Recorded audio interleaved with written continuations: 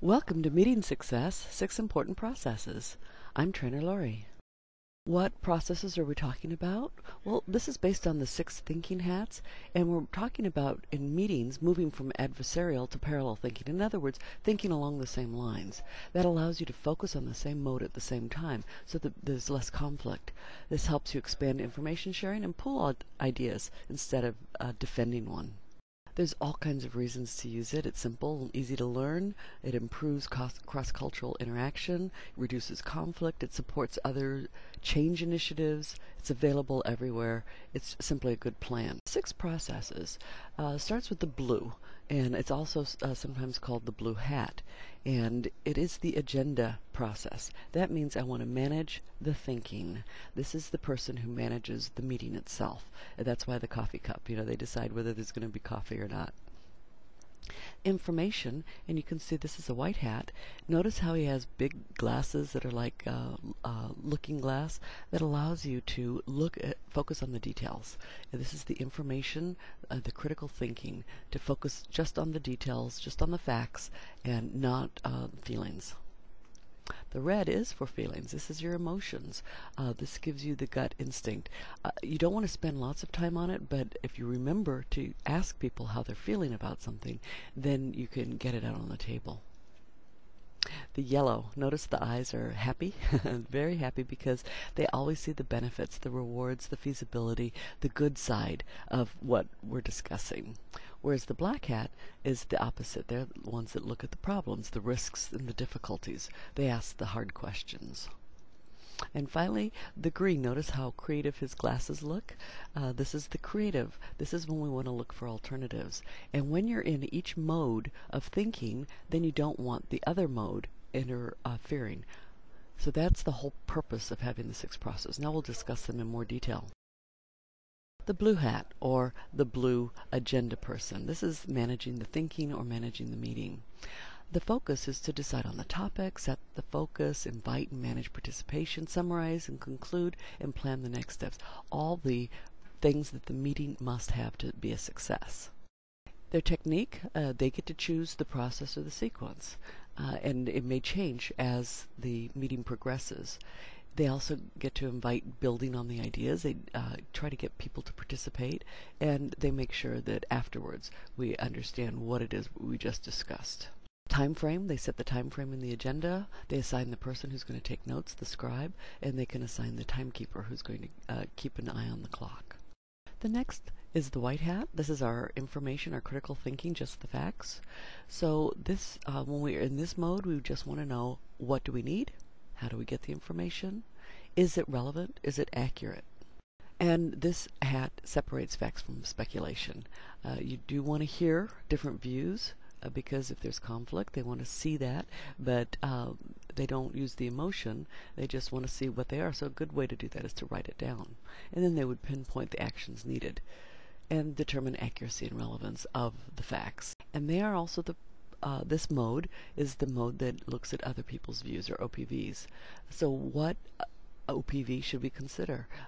If somebody else has emotion about it and they are not there to talk about it themselves, then the white hat reports on that. Say, this is the way somebody said they feel about it.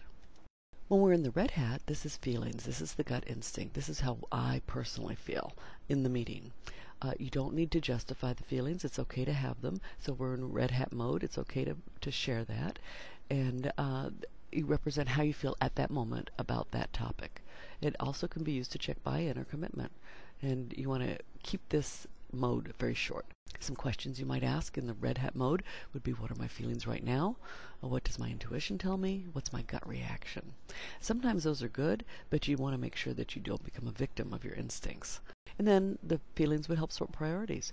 What's the highest priority? Which ideas are the most interesting, have the most potential, which are the boldest?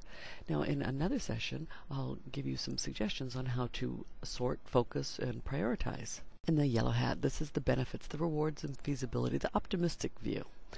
This is where we would describe why an idea is valuable or might work. And it balances the dominance of the black hat. Sometimes the black hats tend to dominate the meeting, and we can remember we're in yellow hat mode now, not in black hat mode. Some questions you might ask in the yellow hat mode would be, what are the benefits? What are the positives? What is the value here? Well, if you were to try it, you might ask, what are the benefits of microchipping people? And if I gave you 10 minutes to come up with some benefits, you probably could. For example, you might say, well, if somebody was in an accident, they would be able to, medical personnel would be able to find all the information they need about that person, whether they were able to respond or not. Black hat is looking at the risks and difficulties, the skeptical view. Now, it doesn't have to be mean. It just needs to be, this is why it might not work. Logical reasons, thinking that doesn't fit the facts.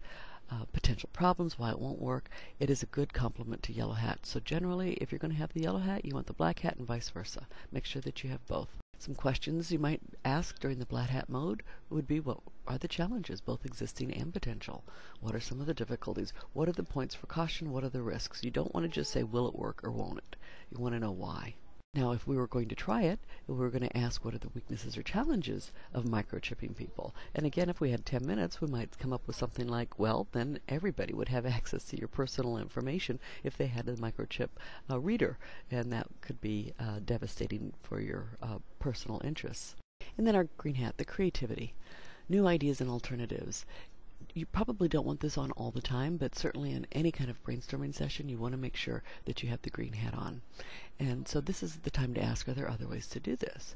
We don't want to ask, how much will it cost? We want to say, how will we make it happen? Every idea is valuable. The more ideas, the better, because sometimes it's the last idea that's the best one. And if we just set a very short time frame and accept the first idea, then we never get to that great idea. And we have to remember, there are no creativity killers at this stage. Don't use creativity killers, and that's what DUCK stands for.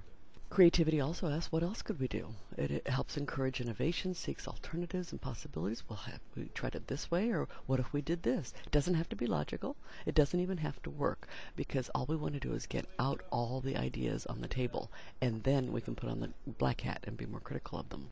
And we want to generate new concepts, foster creativity, and encourage creative efforts. So instead of saying, well, that won't work, which would certainly stop that creative effort, we would say instead, good idea, what else? And that could become your mantra during the green hat phase. Well, here's a question, which process is it? I'm unhappy with the changes. Well, if somebody is unhappy, that then would be an emotion, and that would be the red phase. It could win us an award. That sounds like a very positive statement, so that would be the yellow. Do we have a decision? That sounds like the blue, the person in charge saying, let's get back to an agreement here. Joe told me he was worried, and now we're talking about an emotion from somebody else's point of view, an other person's viewpoint, so that would be the white hat. We tried it, but it didn't work. That would be the critical thinking, or the black. We could offer 2 for 1. That's outside the box thinking, so that would be the green hat.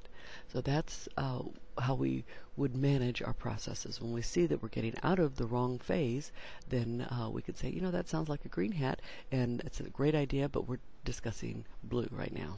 The great way to use this is in a systematic view. This really helps when you're calming different views. For example, we start with the blue to say, let's organize it, and then we were going to look at it, just the facts. Now we want to look at the benefits of it. Now we want to look at other ideas, things that we haven't thought of before, and then we would look at the black and say, what are the risks? In strategic planning, for example, you might want to set the focus. So you start with blue, and then ask, what are our strengths? That would be yellow. What are our weaknesses? That would be black. What trends impact us? That's those hard questions with just the facts. That would be white. Set focus again. Now we're bringing back to the blue so that we can think about the thought process itself. And then develop a bold goal and strategies for the future. We're looking into the future, so it would be green. And then we would create a plan of action coming back to the blue hat again. So you might use the same one several times.